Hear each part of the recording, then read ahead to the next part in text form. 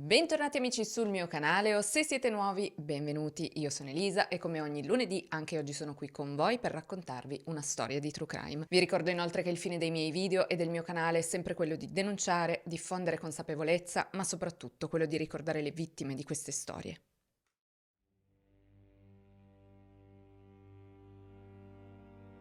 Hai 16 anni e vivi lontana dalla tua famiglia, a Knoxville, perché la tua casa è lo studentato del Jobs Corps, il programma di corsi professionali che stai frequentando per costruirti un futuro. Non è un posto facile e hai conosciuto ragazzi di tutti i tipi, ma hai avuto la fortuna di legarti ad una ragazza più grande, Krista. In poco tempo Krista è diventata la tua migliore amica, con lei passi quasi tutto il tuo tempo, anche se non ti piacciono molto le persone di cui si circonda, tra cui quel Tederill, il suo fidanzato. Non ti piace come Krista diventa quando sta con lui, è più arrogante, quasi una bulla. È notte fonda e non riesci a scrollarti di dosso un brutto presentimento e mille dubbi. In serata hai visto Krista uscire dal dormitorio in compagnia di Tederill e altre due ragazze, ma quando sono rientrati, una di loro, Colleen, non era più con loro. Titubante, allora vai nella stanza di Krista e decidi di chiederle che cosa sia accaduto. Lei ti risponde con un'inquietante euforia. Ho appena ucciso Colleen. E poi fa qualcosa che resterà impresso nella tua mente per sempre. Ti mostra qualcosa che sembra un osso e ti dice di averlo conservato come souvenir per farci colazione. In quel momento capisci davvero chi è Krista Pike. L'orrore si mescola alla rabbia e alla confusione e all'incredulità. L'amica che credevi di conoscere è capace di cose che superano ogni immaginazione. Questa è l'agghiacciante storia di Krista Pike. Prima di cominciare con la storia di oggi, però, amici, datemi solo un minuto per parlarvi dello sponsor di questo video, NordVPN. A volte pensiamo di saper riconoscere subito i pericoli online, ma la verità è che moltissime truffe di oggi sono progettate a regola d'arte proprio per sembrare perfettamente innocue. Un sito di shopping identico all'originale, un link cliccato per distrazione, una pubblicità apparentemente legittima, ed è così che iniziano i problemi. Proprio per questo entra in gioco NordVPN, che per me è diventato un supporto fondamentale per navigare con più tranquillità, proteggendo la mia privacy e le attività che faccio ogni giorno sul web. NordVPN ti avvisa se stai per finire su un sito pericoloso, blocca automaticamente link di phishing e grazie all'AI e al machine learning riconosce anche le truffe più nuove, quelle che sono ancora sconosciute. Oggi, amici, avere uno strumento che lavora dietro le quinte mentre navighiamo online è davvero importante, un piccolo accorgimento che può evitare problemi molto grandi. Se volete saperne di più, trovate il QR code o il link in descrizione con cui potete anche accedere ad un'offerta esclusiva. Grazie a NordVPN per aver sponsorizzato questo video e grazie soprattutto a voi amici per il supporto al canale. E ora torniamo alla storia di oggi. Krista Gale Pike nasce il 10 marzo 1976 a Beckley, in West Virginia, dai genitori Clarissa Hansen e Glenn Pike. E per provare a comprendere quello che un giorno farà Krista, dobbiamo proprio partire da qui, dai suoi genitori, in particolare da sua madre Clarissa. A Clarissa chiaramente essere madre non interessa, cioè non le è mai interessato. Lei, fin da quando era ancora incinta di Krista, non ha mai rinunciato a niente, nel senso che ha continuato a far festa come prima, ha continuato a bere alcolici come prima, quindi tantissimo, perché Clarissa ha chiaramente una dipendenza da alcol. Ecco, e bere così tanto alcol in gravidanza è ovviamente dannoso per il feto e può portare il bambino a sviluppare criticità, come per esempio la cosiddetta sindrome feto-alcolica, una condizione che può danneggiare lo sviluppo del cervello, soprattutto nella zona dei lobi frontali e della corteccia prefrontale, che sono le zone che regolano gli impulsi, le emozioni e la capacità di distinguere ciò che è giusto da ciò che è sbagliato. Si notano delle caratteristiche fisiche particolari, come per esempio gli occhi più piccoli del normale, un labbro superiore molto sottile e il solco tra naso e labbro superiore poco definito, quasi assente. In realtà, se guardiamo l'immagine di un bambino con sindrome feto-alcolica e guardiamo una foto di Krista Pike, comunque vediamo che molte di queste caratteristiche sembrano effettivamente presenti anche nel suo volto. Quando Krista ha 14 mesi, infatti, sua madre nota dei comportamenti, diciamo, anomali e la porta da un dottore che la sottopone ad un elettroencefalogramma che ha effettivamente mostrato attività cerebrali anomale consistenti con dei danni al lobo frontale. Oltre a questo, da questo esame emerge anche la presenza di una eterotopia cerebrale, che sarebbe una malformazione nello sviluppo del cervello. In pratica, durante la gravidanza alcuni neuroni non raggiungono la loro posizione corretta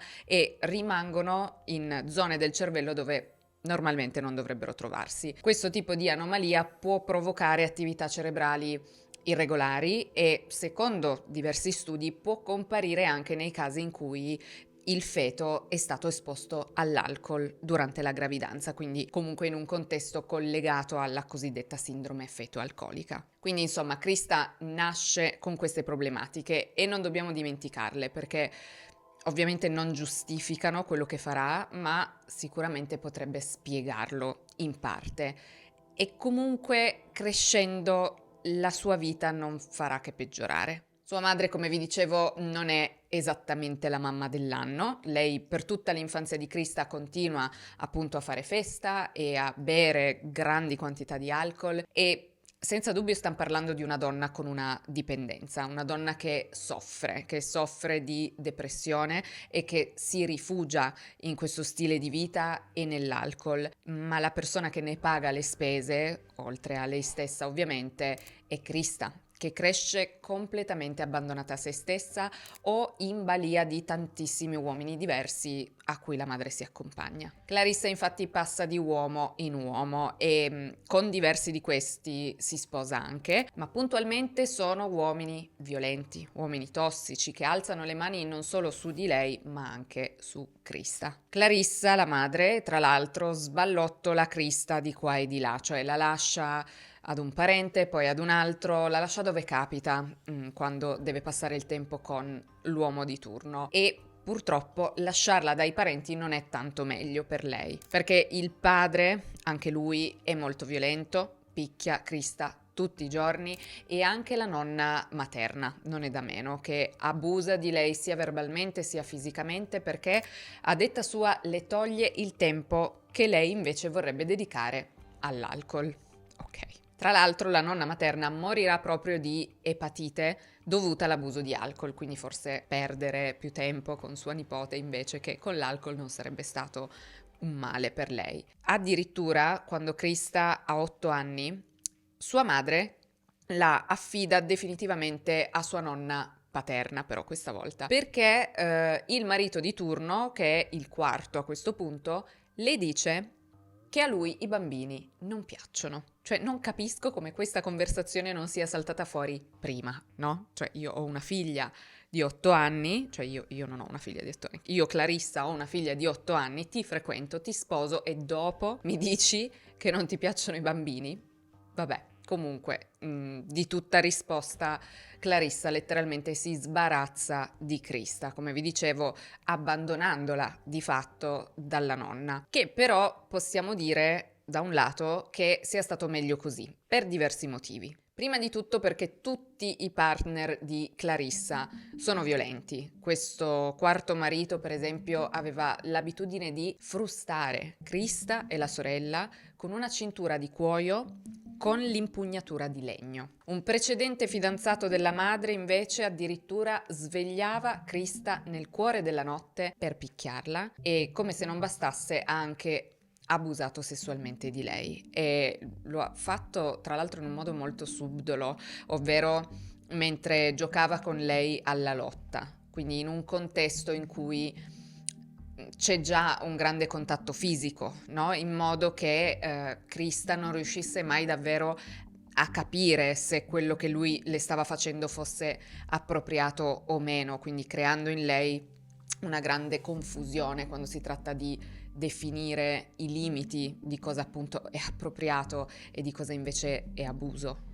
Questo fidanzato della madre continuerà ad abusare di Krista in vari modi, più o meno violenti, fino a quando un giorno non la picchierà così forte da romperle il naso. Solo a questo punto l'uomo verrà denunciato, ma presumo che sia partita la denuncia direttamente dall'ospedale e i servizi sociali stabiliranno che lui non potrà mai rimanere da solo con lei. Comunque, appunto, all'età di 8 anni Krista va a vivere con la nonna paterna, che a differenza di tutte le altre persone nella sua vita è una presenza positiva per lei, perché appunto è effettivamente presente, le dà una stabilità, le dà un equilibrio che per un bambino è fondamentale e che Krista, se ci pensate, non ha mai avuto. Purtroppo però all'età di soli 12 anni, cioè quando Krista ha soli 12 anni, questa nonna muore di cancro e questo lutto per lei è devastante, perché appunto sente di aver perso l'unica persona che l'abbia mai davvero amata. E pensate che il trauma è così intenso in lei che le provoca fenomeni di amnesia e dissociazione, cioè pensate quanto è impattante questa perdita nella sua vita. Dopo la morte di sua nonna, ovviamente Krista è costretta a tornare a casa di sua madre e così ricominciano anche gli abusi. Quando è appena adolescente, un vicino di casa la prende, la trascina in un campo vicino casa e le fa violenza, mentre lei letteralmente si dimena e urla. Quest'uomo viene denunciato e viene incriminato per questo reato, ma quando Krista ne parla a sua madre, quando lei racconta la cosa a sua madre, lei, mamma dell'anno, non le crede, cioè si rifiuta di crederle. Questo ha conseguenze devastanti sulla salute mentale già comprensibilmente compromessa di Krista, che infatti proprio in questo periodo tenta di togliersi la vita, e stiamo parlando di una ragazza veramente giovanissima a questo punto. E così, dopo anni di abusi, di trascuratezze, di traumi, Krista diventa un'adolescente profondamente turbata, ma purtroppo le sciagure per lei non sono ancora finite, perché a 17 anni subisce un'altra violenza sessuale, questa volta da uno sconosciuto mentre cammina per strada di notte. Quest'uomo la prende, la trascina, le sbatte la testa contro una roccia ripetutamente. E ricordiamo che Krista è già nata con un danno al lobo frontale, quindi sicuramente delle botte ripetute in testa non possono farle bene. Dopodiché, appunto, l'uomo le fa violenza, l'ennesima violenza, da cui però Krista a un certo punto riesce a scappare. Dopo essere scappata raggiunge un'amica, casa di un'amica, e da lì chiama la polizia. E quando viene portata in ospedale, gli esami, insomma, a cui la sottopongono confermano la violenza e lo specifico, perché anche questa volta sua madre minimizza l'accaduto, cioè sua madre ha sempre difficoltà a crederle. Non passa molto tempo prima che Krista smetta di andare a scuola e inizi a trovarsi sempre più spesso nei guai con la legge, principalmente per furti e reati minori, facendola finire dopo un po' in un istituto per minori, una specie di riformatorio. Poi, tra i 17 e i 18 anni, Krista si trasferisce a Knoxville, nel Tennessee, nel tentativo di voltare pagina. Qui si iscrive ad un corso di infermieristica nell'ambito del programma governativo Job Corps. Il Job Corps sarebbe un programma educativo e di formazione professionale del governo degli Stati Uniti rivolto ai giovani tra i 16 e i 24 anni che sono provenienti da famiglie a basso reddito. Quindi questo programma offre istruzione, corsi professionali, supporto personale, con anche vitto e alloggio inclusi, quindi i partecipanti, insomma gli studenti, devono proprio vivere nei centri Job Corps. E inizialmente questo programma funzionava molto bene, ma dopo un po' è finito più che altro per attirare studenti con problemi con la legge, cioè con difficoltà in questo senso, creando all'interno del campus, cioè del centro, insomma, un ambiente tossico, violento, dove i ragazzi più promettenti finivano per venire bullizzati e alla fine lasciavano il corso. Si tratta quindi di un contesto molto difficile, in cui però Krista si inserisce bene e trova anche un'amica fidata di nome Kim Yolyo, di 16 anni. Krista e Kim diventano inseparabili, trascorrono praticamente tutto il loro tempo insieme, anche a fare le cose più semplici. Per esempio, fanno questa cosa per cui passano ore e ore sul tram di Knoxville, un tram su cui si può salire senza soldi, senza dover pagare nulla, e quindi loro ci salgono e passano lì ore e ore, semplicemente chiacchierando e svagandosi in questo modo. Dopo un po' però Krista si lega anche ad un altro studente, un ragazzo di nome Tederil Sheep. Tadero was respected, if not feared. He protected me. He was probably the first man that I'd ever had in my life that wanted to protect me, that saw me as, a treasure. Something good instead of something to use and toss to the side. Fin dal primo momento Krista rimane molto colpita da lui, che è il classico ragazzo difficile, un ragazzo che ha molte difficoltà e che fa scattare in lei la dinamica del io lo salverò, un malessere insomma.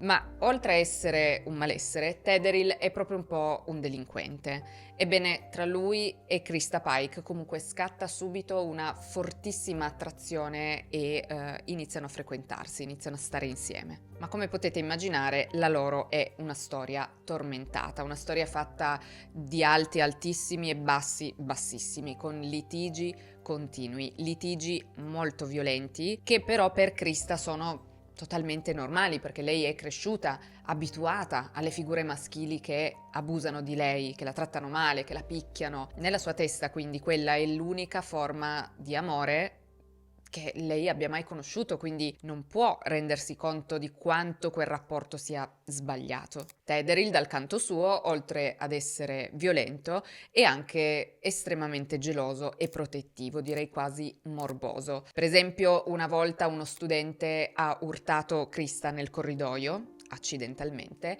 e Tederil ha immediatamente reagito malissimo, afferrando il ragazzo, sbattendolo contro il muro e minacciandolo con un coltello, dicendogli che lo avrebbe sventrato per aver urtato Krista. Addirittura.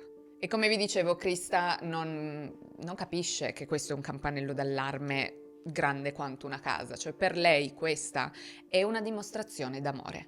Nella sua mente è proprio così che dovrebbe comportarsi il ragazzo ideale. E ovviamente Krista non è l'unica ad aver avuto un'infanzia traumatica, diciamo che anche Tederil non ha vissuto proprio una vita idilliaca. Lui è stato cresciuto dai suoi nonni e finché il nonno era in vita sembrava esserci almeno una figura di riferimento capace di mantenere un certo ordine in casa. Con la morte del nonno poi le cose sono precipitate, nel senso che Tederil si è sentito, perso, senza più il suo punto di riferimento, e ha iniziato a comportarsi in modo sempre più disturbato, ignorando qualsiasi regola sociale. Nel suo quartiere era conosciuto come un giovane ribelle e incline a comportamenti aggressivi, ma la maggior parte delle segnalazioni riguardava la disobbedienza scolastica, cioè risse tra studenti, piccole infrazioni. Sia lui che Krista comunque sono due ragazzi con caratteri estremamente forti, sono entrambi un po' ribelli e si alimentano a vicenda in un circolo sempre più distruttivo. E la cosa degenera definitivamente quando a questo mix già problematico di per sé aggiungiamo il satanismo. Sì, i due iniziano ad interessarsi anche al satanismo e nell'istituto tutti lo sanno, cioè loro non ne fanno un segreto. Tra gli studenti qualcuno ne è intimorito, qualcun altro ne è affascinato e sicuramente in tanti sono un po' succubi di questa coppia che fa un po' da leader con i loro amici. In particolare Krista inizia ad avere un atteggiamento molesto e da bulla, possiamo dire, nei confronti di una ragazza che si chiama Colleen Slammer, ha 19 anni ed è iscritta al corso di informatica sempre nei Job Corps. Colleen Slammer nasce il 20 settembre del 75 in Pennsylvania e cresce in Florida con sua madre, a cui è molto legata, così come è legata anche alle sue sorelle. Durante l'adolescenza Colleen ha qualche disagio psicologico, pare dovuto alla separazione dei suoi genitori, ma nulla di troppo preoccupante. E nonostante questo Colleen è una ragazza molto determinata, molto tosta e vuole studiare. Lei vuole andare avanti con gli studi e dopo il liceo, appunto, vuole continuare gli studi e vuole costruirsi una vera carriera. In particolare nel mondo dell'informatica, perché l'informatica è una materia a cui lei è molto appassionata. Infatti lei si definisce scherzosamente una computer geek, quindi un po' una nerd dei computer, ed è proprio questa ad averla spinta ad iscriversi al programma Job Corps a Knoxville, perché il corso che le interessa, che è un corso semestrale di informatica, era disponibile solo in quella sede. La sua famiglia, tra l'altro, non era molto contenta del fatto che lei si trasferisse lì. Avrebbe preferito che rimanesse più vicino casa, ma lei, come vi dicevo, è una ragazza molto determinata e sicura di sé e quindi chiede a sua madre di farla andare, di fidarsi di lei, perché lei comunque è convinta di sapersela cavare. Colleen's always been an independent person. She always was a go-getter. So she felt good being on her own. She said, "Look, Mom, I actually got out. I'm not living at home." So it was nice. Yeah. Colleen was 18 when she went. She left October 31st in 94.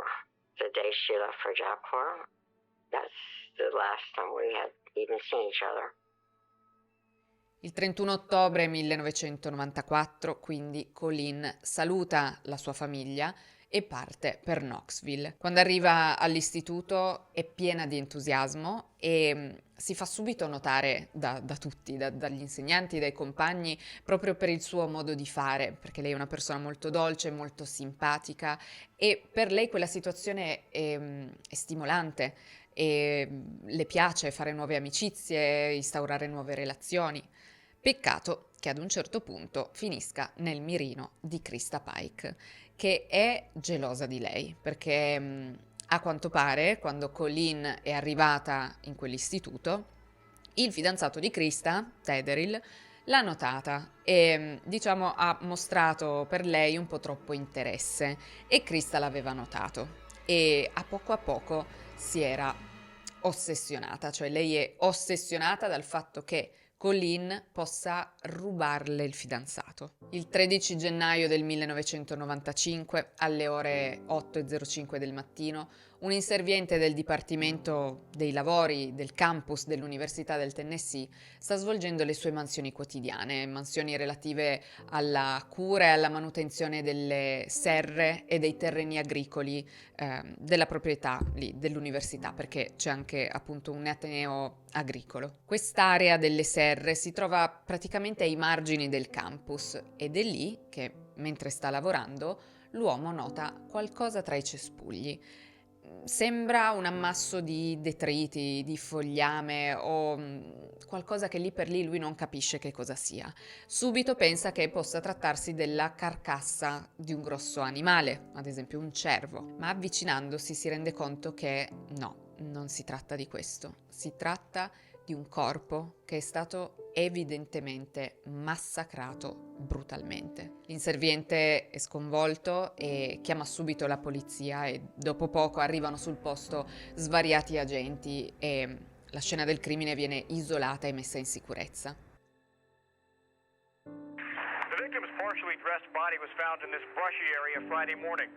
An autopsy confirmed she was slashed repeatedly with a meat cleaver and some other small cutting device, perhaps a razor blade or box opener. Authorities say she was then beaten over the head with a large chunk of asphalt from this pile.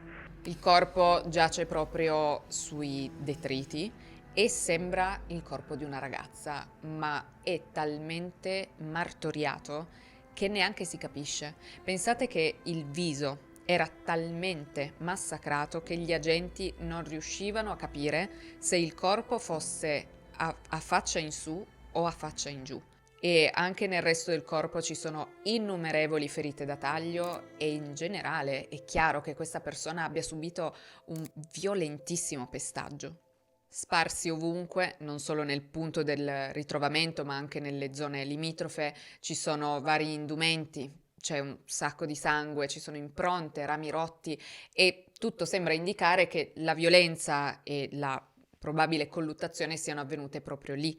E tra l'altro sul terreno ci sono anche segni di trascinamento che culminano proprio in una pozza di sangue. Durante l'autopsia però emergerà l'elemento forse più inquietante di tutti, ovvero che sul petto della vittima c'è inciso qualcosa, c'è un disegno molto chiaro, un pentagramma che come tutti sappiamo viene spesso associato alla simbologia satanica. A questo punto comunque la prima cosa da fare è identificare questo corpo, cosa per nulla facile perché, come vi dicevo, le sue condizioni sono spaventose e il suo volto è praticamente inesistente. Pensate che il medico legale che effettua l'autopsia non riesce a catalogare tutte le ferite presenti sul corpo, talmente sono tante. Infatti ad un certo punto smette di contarle e utilizza il termine innumerevoli, perché si stima che in tutto fossero più di 300 ferite. E la cosa più sconcertante è che l'area attorno a tutte le ferite, appare ancora arrossata. Questo significa che il cuore della vittima stava ancora battendo mentre le ferite venivano inferte. Quindi la vittima era rimasta in vita per tutta la durata dell'aggressione, che doveva essere durata tantissimo a giudicare appunto dal numero delle ferite. La vittima tra l'altro era ancora viva anche mentre le veniva inciso quel pentagramma sul petto. La causa della morte sono le gravi lesioni da trauma cranico, soprattutto quella che interessa la parte sinistra della testa. Si tratta di una lesione provocata da violenti colpi inferti con un oggetto contundente. L'esame evidenzia almeno 4 colpi distinti al cranio, 2 sul lato sinistro, una sopra l'occhio, uno sopra l'occhio destro e un altro sul naso che infatti risulta fratturato. Il giorno dopo diversi agenti di polizia si trovano sul campus di questa università per presidiare la zona, quando ad un certo punto un gruppo di 5 ragazze si avvicina ad uno di loro e una di queste ragazze gli chiede che cosa stia accadendo. L'agente risponde che si tratta di una scena del crimine e lei a quel punto gli chiede chi sia la vittima, ma non si ferma a questa domanda, cioè inizia a chiedere sempre più cose. Tutto questo gruppo sembra stranamente interessato, continuano a fare domande, ma soprattutto hanno un modo di fare strano, cioè ridacchiano, si lanciano occhiate tra loro, come se ci fosse qualcosa di divertente. E la gente nota questa cosa, ma lì per lì non fa niente. La mattina seguente gli agenti si riuniscono in centrale per definire i compiti della giornata e per aggiornarsi sugli sviluppi delle indagini e durante l'incontro uno dei detective riassume tutte le informazioni raccolte fino a quel momento e menziona il pentagramma inciso sul petto della vittima. Ed è a quel punto che l'agente che aveva parlato con quella ragazza il giorno prima ha un'illuminazione. Perché quella ragazza che faceva tutte quelle domande aveva al collo una collana con lo stesso identico simbolo, il simbolo del pentagramma. Solo che non sa come rintracciarla perché per qualche motivo non aveva pensato di fermarla e di chiederle, insomma, almeno di identificarsi il giorno prima. Per fortuna però nel campus qualcuno decide di parlare con le autorità, diciamo che fa una segnalazione e dice loro di concentrare le indagini sugli studenti del Job Corps. Gli agenti si recano agli uffici del campus e prendono gli elenchi con tutti gli iscritti al programma Job Corps e passano al vaglio tutti i nomi, insomma i registri dei dormitori, dove viene sempre registrato chi entra e chi esce, e scoprono così che c'è effettivamente una studentessa che la notte del 13 gennaio è uscita ma non è mai più tornata. e questa studentessa è Colleen Slammer. Colleen aveva firmato l'uscita intorno alle 8:30 la sera precedente, ma da allora nessuno l'aveva più vista né sentita ed effettivamente le sue caratteristiche fisiche sembrano combaciare con il corpo ritrovato, ma ovviamente serve un riscontro più specifico. I detective contattano la madre di Colleen e le chiedono se abbia avuto contatti con lei di recente, ma la madre turbata risponde che la loro conversazione ultima risale a 2 giorni prima e quando prova a telefonarle, ovviamente lei non risponde. La polizia le chiede se la figlia le avesse mai raccontato qualcosa, magari si era lamentata di qualche studente, magari qualcuno con cui non andava d'accordo. Al che la madre riferisce che effettivamente Colleen si lamentava spesso del suo programma scolastico, ma soprattutto del rapporto con i compagni, dicendo che spesso c'erano delle ragazze che entravano nella sua stanza, che le rubavano i vestiti, gioielli, però insomma nulla più di questo. I detective poi le chiedono i registri dentali per identificare con certezza Colleen, perché non c'era altro modo di identificare questo corpo così tanto martoriato. Lei glieli procura e finalmente si può eseguire un esame di identificazione. E poco tempo dopo infatti arriva la notizia ufficiale che la madre di Colleen tanto temeva, perché la vittima di quel brutale omicidio è proprio sua figlia. A questo punto i detective provano a scoprire cioè quale altro studente sia uscito dal campus insieme a Colleen o comunque nello stesso orario. Il registro mostra 3 nomi: Krista Pike, Tedaryl Shipp e un'altra studentessa di nome Shadala Peterson. Gli investigatori iniziano a interrogare prima le persone che li conoscono, tra cui alcune amiche di Krista, e proprio da questi colloqui cominciano ad emergere i primi elementi importanti. La prima a parlare sarà l'amica di Krista, ve la ricordate? Kim. Kim rivela che l'11 gennaio, quindi 2 giorni prima del delitto, Krista Pike le aveva detto di avere intenzione di uccidere un'altra studentessa, ovvero proprio Colleen Slammer. E quando Kim le aveva chiesto il perché, Krista le aveva risposto semplicemente che quel giorno si sentiva cattiva. Ovviamente però Kim non aveva pensato che fosse seria. Secondo quanto riferisce Kim, la sera successiva, il 12 gennaio intorno alle 20, aveva visto Krista allontanarsi dal Job Corps insieme proprio a Colleen e ad altri 2 studenti, Shadala Peterson, un'amica di Krista, un'altra studentessa, e Tedaryl Shipp, il fidanzato. Poi circa 2 ore più tardi, verso le 22:15, Kim aveva visto tornare solo Krista, il fidanzato e l'amica, senza Colleen. Colleen non era più con loro. Kim racconta di aver avuto una sensazione orribile a quel punto. Krista non poteva davvero aver ucciso quella ragazza, vero? Aveva quindi deciso di andarci a parlare. E una volta entrata nella sua stanza, nella stanza di Krista Pike, Kim racconta che in realtà Krista le aveva rivelato di aver effettivamente ucciso Colleen. Le aveva detto di averla appena uccisa e addirittura si era lamentata del fatto che nonostante le avesse tagliato la gola 6 volte, Colleen non voleva morire. Kim racconta che Krista è poi entrata ancora di più nei dettagli di quello che diceva di aver fatto a Colleen, dicendo di averla picchiata selvaggiamente e di averle tirato in testa dei pezzi di asfalto, di aver usato una mannaia da macellaio per tagliarle la schiena e un taglierino per la gola, e di non essersi riuscita a fermare perché Colleen continuava a parlare. Continuava a parlare chiedendole perché lo stesse facendo. Continuava a parlare dicendole che se l'avesse lasciata andare lei non si sarebbe mai più fatta vedere, cioè lei sarebbe tornata nella sua città natale senza neanche fermarsi a prendere tutte le sue cose. Ma Krista dice di essersi innervosita ancora di più e non ha fatto altro che zittirla e continuare a colpirla.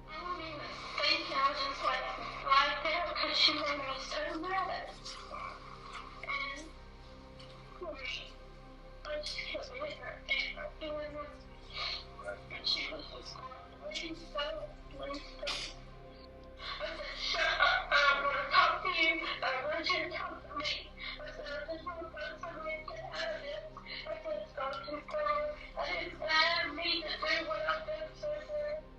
Ma soprattutto Kim racconta di una cosa a dir poco agghiacciante che Krista le ha detto quella notte. Krista Pike quella notte ha detto a Kim di aver portato con sé un pezzo del cranio di Colleen come souvenir e glielo mostra, dicendole di volerlo usare per mangiare la sua colazione il giorno dopo. E in tutto questo, a detta di Kim, Krista ballava. Cioè, mentre lei raccontava tutte queste atrocità, ballava, danzava in cerchio, sorridendo, cantando, come se stesse raccontando qualcosa di estremamente divertente. La polizia parla anche con un'altra studentessa, Stephanie Wilson, che riferisce anche lei di aver sentito queste affermazioni e che Krista le aveva addirittura indicato delle macchie marroni che aveva sulle sue scarpe, sottolineando che quello non fosse fango, ma sangue. Comunque ci rendiamo conto da queste cose di quanto Krista non fosse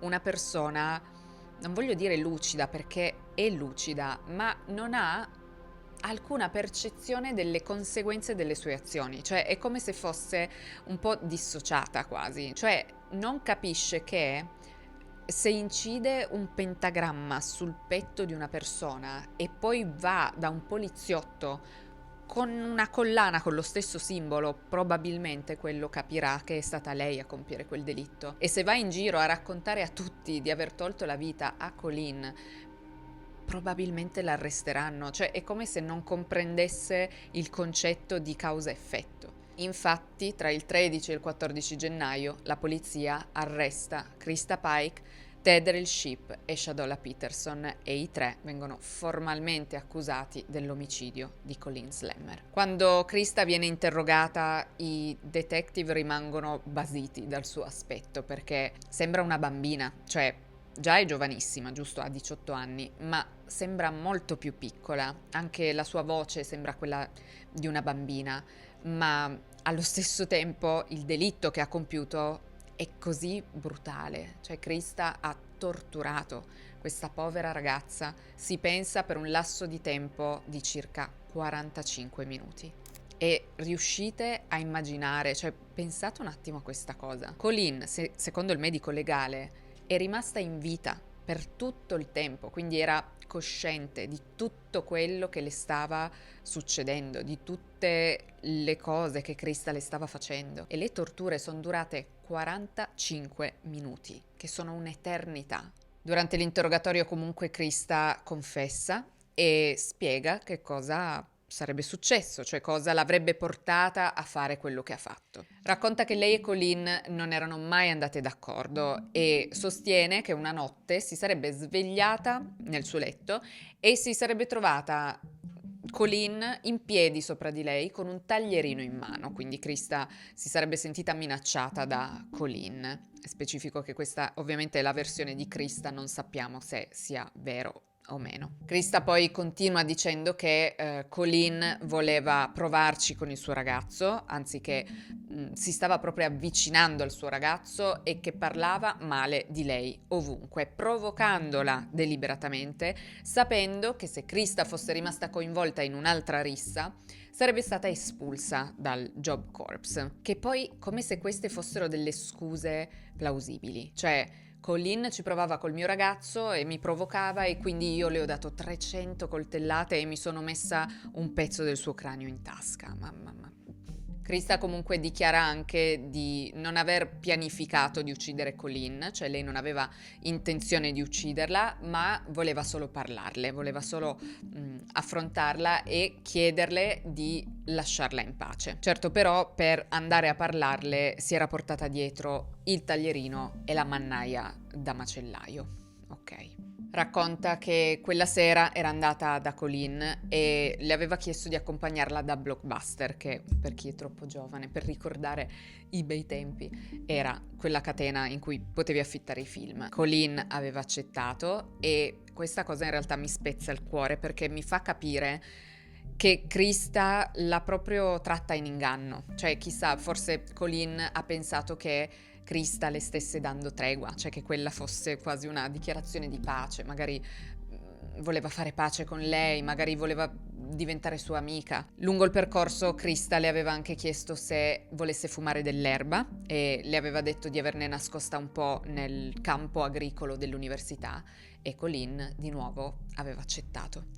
Arrivate nei pressi del campus agricolo, Krista e Colleen hanno avuto un diverbio. Probabilmente Krista ha iniziato a dirle di stare lontana dal suo fidanzato e poi ha iniziato a colpirla. Krista dice che appunto Colleen continuava a parlarle durante l'aggressione, le chiedeva perché lo stesse facendo e sempre per giustificarsi, Krista dice anche che Colleen l'aveva minacciata di denunciarla ai responsabili del Job Corps per farla espellere. Di nuovo, come se tutto ciò possa giustificare l'aggressione. Se davvero Colleen l'ha minacciata di denunciarla, avrebbe fatto solo bene, perché nel senso la stava aggredendo. Quindi. Comunque Krista non si è fermata e ha anzi continuato a colpirla. In tutto ciò Krista non era da sola. Con lei c'era anche il suo fidanzato, Tederil, e l'amica, quell'altra studentessa, che la aiutavano.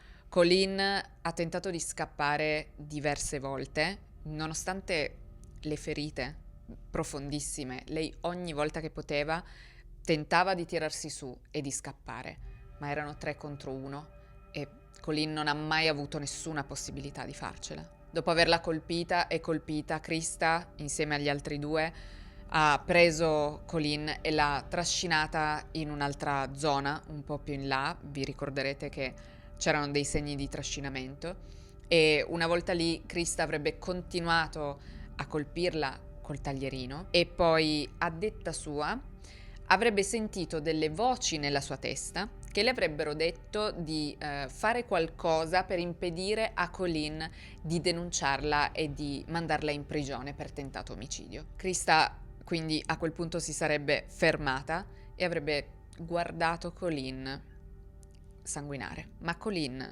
non solo era ancora viva, ma aveva ancora in qualche modo le forze per tirarsi su e tentare di scappare di nuovo. Krista però anche questa volta l'ha fermata, colpendola sulla schiena con la mannaia, e tutto questo mentre Colleen implorava pietà. Ma Krista non ha nessuna coscienza e le lacrime di Colleen non l'hanno smossa di un centimetro, anzi Krista dice di averle proprio detto di stare zitta e di averla presa a calci ogni volta che ha aperto bocca.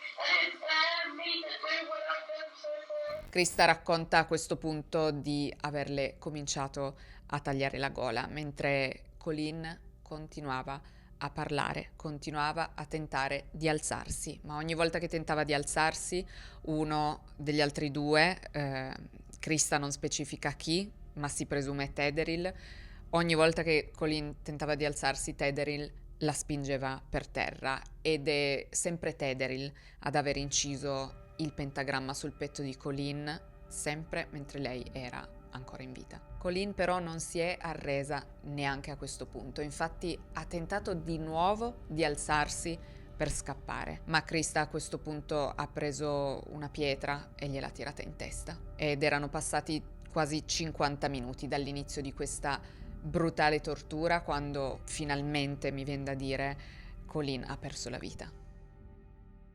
Dopo aver abbandonato il corpo, Krista è andata in bagno per lavarsi le mani e anche per ripulire il frammento di cranio di Colleen che aveva preso e che intendeva conservare. E il modo in cui Krista Pike racconta tutto questo ai detective è spaventoso, perché è fredda e distaccata mentre lo racconta, cioè lo racconta come se stesse raccontando una giornata qualunque. Ora, Uno dei detective approfondisce la questione del pentagramma e del satanismo per capire se fosse davvero quella la ragione che aveva spinto questi ragazzi a compiere questo delitto così atroce. Come vi dicevo, sia Tedderil sia Krista possedevano svariati libri sull'occultismo e avevano la nomea di praticare veri e propri riti. Secondo quanto emerso da diverse testimonianze, Tedderil aveva detto ad un altro studente che doveva compiere un sacrificio umano perché in quei giorni i corpi celesti erano allineati. Durante questa conversazione Tedderil aveva tirato fuori una tavola Ouija. Sì, perché a quanto pare lui andava abitualmente in giro con una tavola Ouija e aveva iniziato a discutere dei dettagli del sacrificio. Secondo lui il sacrificio doveva avvenire tra il 12 e il 13 gennaio, guarda caso, proprio il giorno, cioè la notte del delitto, dell'omicidio di Colleen, perché a detta sua il 13 gennaio sarebbe il compleanno del diavolo. Nell'interrogatorio però Tedderil racconta che in realtà l'intento era solo di dare una lezione a Colleen e non quello di ucciderla o sacrificarla, ma tutto sommato conferma la versione di Krista, solo che a differenza sua fa il nome della terza persona, Shadolla Peterson, che era presente e che a detta di Tedderil aveva partecipato alle percosse. Vengono poi effettuate diverse valutazioni psichiatriche e psicologiche per stabilire lo stato mentale di Krista Pike. Gli esperti esaminano a lungo la sua storia personale, segnata, come dicevamo, da un'infanzia estremamente difficile, e emergono gravi difficoltà psicologiche e tratti riconducibili a disturbi della personalità, in particolare caratteristiche borderline e antisociali, accompagnate da impulsività, aggressività e da un forte bisogno di approvazione da parte degli altri. Il dottor William Kenner, psichiatra clinico, conferma che Krista soffra del disturbo bipolare, di dissociazione e disturbo post-traumatico da stress, condizioni che derivano dai traumi complessi vissuti nell'infanzia. La dottoressa Bethany Brand, esperta in traumi, afferma che Krista mostra appunto una dissociazione, ovvero una discontinuità nell'integrazione normale di coscienza, memoria, identità, emozione, percezione, rappresentazione corporea, controllo motorio e comportamento. Gli specialisti prendono in considerazione anche l'uso di sostanze perché, a quanto pare, la sera dell'omicidio Krista Pike aveva assunto LSD e anche altre sostanze, ma i periti concludono che l'effetto non era tale da impedirle di comprendere la natura delle proprie azioni o di controllare il suo comportamento. Gli esperti stabiliscono quindi che Krista Pike non presenta una psicosi né un disturbo mentale tale da renderla incapace di intendere e di volere, e viene quindi anche ritenuta mentalmente competente per partecipare al processo e penalmente responsabile delle proprie azioni. Il fatto che poi Krista avesse conservato un frammento del cranio della vittima come trofeo sarebbe segnale, secondo alcuni psicologi, di fantasie violente e sadiche, ma non verrà considerata una prova di infermità mentale sufficiente a, appunto, escludere la sua responsabilità penale. Su questo c'è stato molto dibattito, perché comunque, se vi ricordate, Krista ha effettivamente un danno cerebrale, cioè lei ha il lobo frontale danneggiato, che, come dicevamo, è proprio la zona che ci permette di controllare gli impulsi, di capire le conseguenze delle nostre azioni e non so, penso che questa cosa debba essere presa in considerazione in sede processuale, ma nel caso di Krista non è stato così. Parlando di chi avesse maggiori o minori responsabilità, si approfondirà molto anche il clima particolarmente violento che si respirava al Job Corps. William Joseph Maud, che era un professore che ha lavorato al Job Corps dal 92 fino al 95, conferma alle autorità che la struttura era pericolosa non solo per gli studenti ma anche per il personale. Ammette anche che era consapevole del fatto che Tedderil fosse un ragazzo problematico e pericoloso, noto per possedere armi da fuoco, e sapeva anche che molti studenti portavano a lezione coltelli o pistole. Secondo lui i ragazzi più pericolosi del centro erano riconoscibili, ma quel centro lì, quello di Knoxville, quello che appunto frequentavano Krista e Tederill, era praticamente gestito da una società privata che riceveva pagamenti, fondi, in base al numero di studenti iscritti e al numero di studenti che erano presenti a lezione.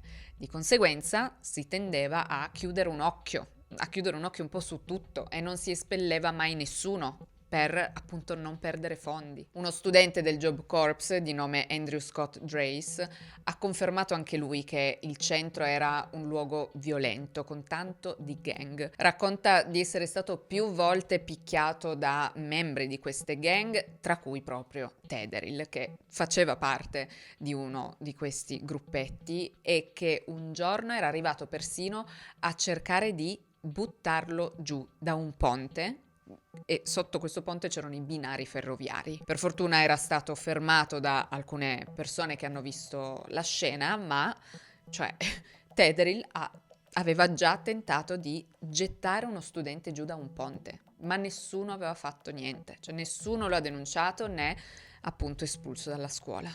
Un'altra studentessa, Kimberly Rhodes, ha raccontato che il Job Corps era spaventoso, con tensioni tra gruppi che spesso sfociavano in violenza, e racconta che c'era un uso spropositato di droghe. Ha anche testimoniato che Tederill era violento con tutti, ma soprattutto nei confronti di Krista, e che esercitava un controllo totale su di lei. Infatti, secondo le testimonianze, secondo le confessioni, il giorno del delitto era stato proprio lui a portare il taglierino e appunto a incidere il pentagramma sul corpo della vittima, mentre Krista avrebbe semplicemente ubbidito ai suoi ordini. But at first, I thought they just were scared at first from the jump. That's what I thought.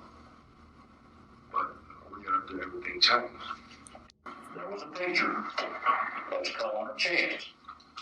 Who did that? I did have that. All right. Don't tell me what it was. It was Il processo contro Krista Pike inizia il 18 marzo del 96 e durante le udienze lei mostra un comportamento a dir poco inquietante. Sembra proprio godere delle attenzioni che sta ricevendo e si atteggia quasi da diva, cioè sembra divertita. Gli avvocati difensori cercano di attenuare le responsabilità di Krista Pike, ovviamente puntando sulla sua storia di vita molto drammatica.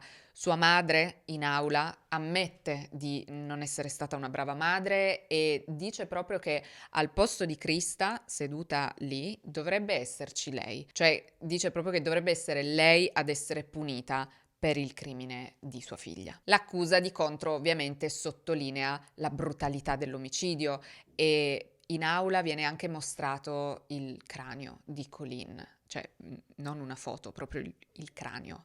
Una scena veramente terrificante, non solo per i presenti, ma per la madre di Colleen, che ricorda proprio il fatto che tutti si passassero la testa di sua figlia con questi pezzettini di ossa che cadevano da tutte le parti. Cioè, pensate dover assistere ad una scena del genere da madre. E come se non bastasse, la madre di Colleen è anche costretta ad assistere ai comportamenti di Krista in aula, al modo in cui si atteggia. Pensate che quando le hanno chiesto in aula perché abbia ucciso Colleen, lei di nuovo ha risposto quello che aveva risposto al tempo alla sua amica quel giorno, vi ricordate? Lei dice: mi sentivo cattiva quel giorno. La sua testimonianza comunque è fredda ed è chiaro che non provi neanche un briciolo di rimorso. Infatti la madre di Colleen a un certo punto è costretta a lasciare l'aula perché non riesce più a sentirla parlare. Dopo qualche giorno di testimonianze e prove presentate in aula, il 22 marzo del 96 la giuria dichiara Krista Pike colpevole di omicidio di primo grado e il 30 marzo viene condannata alla pena di morte. E la sentenza è praticamente l'unico momento in cui Krista Pike piange tutto il tempo e chiede di poter abbracciare sua madre, ma non le viene concesso. It is therefore ordered that you shall be put to death by electrocution in the mode prescribed by law. That you shall be transferred to the custody of the warden at the Tennessee Prison for Women. And further, on the 12th day of January 1997, your body shall be subjected to shock by sufficient current of electricity. May God have mercy upon you. Mr. Bates, take this pipe into the door. Can I please have my mom before I go? Mr. Bates, please hold this pipe in the dock. Please, let me just find my mom. Please hold this pipe in the dock. I love you. I love you too. And I love you too.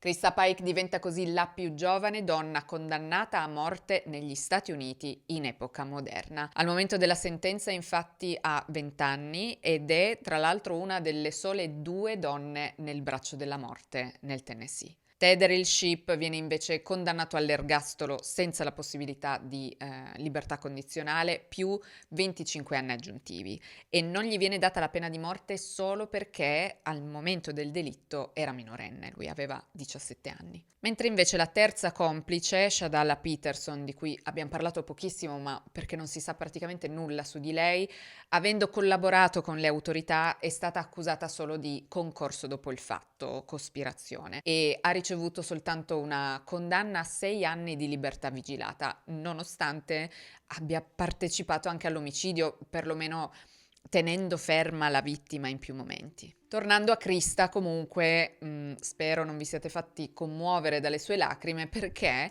solo poche ore dopo quelle lacrime da coccodrillo, quindi solo poche ore dopo la sentenza, Krista scrive una lettera a Tederill che vi leggo. Tenetevi forte. Scrive: Tederill, ehi amore, volevo solo farti sapere quanto ti amo. Ho 10 mesi da vivere, immagina. Passerei ogni momento con te se potessi, tesoro. Voglio dirti di dire loro che hai mentito nella tua dichiarazione e di seguire la mia versione. Hai una copia della mia? Se no, te ne darò una, ok? Ti amo tantissimo, tesoro, e qualunque cosa mi facciano non possono cambiare quello che ho nel cuore. Per favore, scrivimi, mi manchi tantissimo. Vedi cosa ottengo per aver cercato di essere gentile con quella troia. Sono andata avanti e le ho spaccato il cervello, così sarebbe morta velocemente, invece di lasciarla dissanguare e soffrire di più. E loro mi friggono, cazzo. Non è una roba assurda? Per favore, scrivimi e dimmi cosa provi. Baker ha detto che ti darà un po' di carta e roba mentre sei lì fuori. Di anche al tuo avvocato che se vuole io testimonierò. Testimonierò per te, lo farò. Ti amo per il resto della mia vita, piccolo diavolo.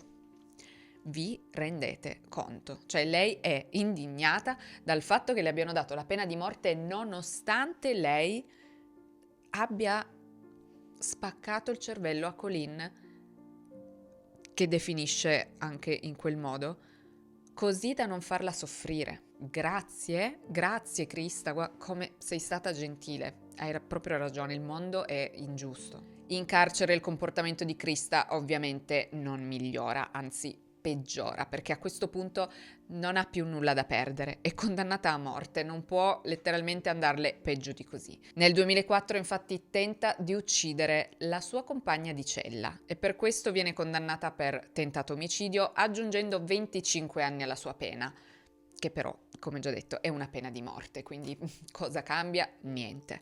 Viene quindi spedita in un altro carcere a Nashville, dove rimane confinata in isolamento per quasi 24 ore al giorno con solo un'ora di libertà, nel senso nel cortile, per fare esercizio fisico. Anche dietro le sbarre però Krista dimostra una straordinaria capacità di manipolazione. Passa il suo tempo scrivendo a numerosi uomini, riuscendo persino a convincere 2 di questi uomini, cioè uno di quelli con cui si scriveva e niente meno che una delle guardie del carcere, a pianificare una fuga insieme a lei. Questo piano di fuga fortunatamente fallisce e l'agente penitenziario ovviamente viene licenziato. Nonostante tutto questo, comunque, i suoi avvocati tentano in almeno 3 occasioni, sia a livello federale sia a livello statale, di farla uscire dal braccio della morte, ma senza mai successo. Inizialmente fanno appello alla Corte Suprema del Tennessee per presunti errori nel processo, poi di nuovo ci provano tra il 99 e il 2011, 2011 per inefficacia della difesa e per i disturbi mentali di Krista, ma tutti i tentativi vengono sempre respinti. L'esecuzione di Krista, tra l'altro, era pianificata nel 2020, quindi più di 20 anni dopo la sentenza, ma il Covid ha ritardato ulteriormente il tutto e, pensate, la Corte Suprema del Tennessee ha fissato la sua esecuzione, cioè la nuova data, è per il 30 settembre del 2026, quindi quest'anno. E se effettivamente verrà eseguita, sarà la prima donna giustiziata nello Stato in circa 200 anni. I think I deserve to be in here for the rest of my life. I do, I know I do. I know I don't deserve to be out walking around with everybody else in normal society. I did something horrible that is unacceptable, and I realize that. But I don't deserve to die for the actions of 3 individuals when I'm only one person. La rabbia e il dolore dei familiari di Colleen comunque non si sono mai placati. La madre di Colleen ha dichiarato che non la perdonerà mai, non perdonerà mai Krista Pike e non vede l'ora che venga giustiziata. Tedrill invece ha presentato richiesta di libertà condizionale dopo aver scontato parte della sua pena, ma nell'ottobre del 2025 la Commissione per la libertà condizionale del Tennessee ha respinto la domanda, citando la gravità del crimine commesso nell'omicidio di Colleen Slammer. Queste, amici, sono tutte le informazioni che avevo su questo caso. Fatemi sapere se lo conoscevate già, fatemi sapere che cosa ne pensate, lasciatemi un commento, ma come sempre non dimenticate di essere gentili con me e con gli altri. E detto questo, io vi ringrazio per aver passato tutto questo tempo con me anche oggi e ci rivediamo al prossimo video. Ciao!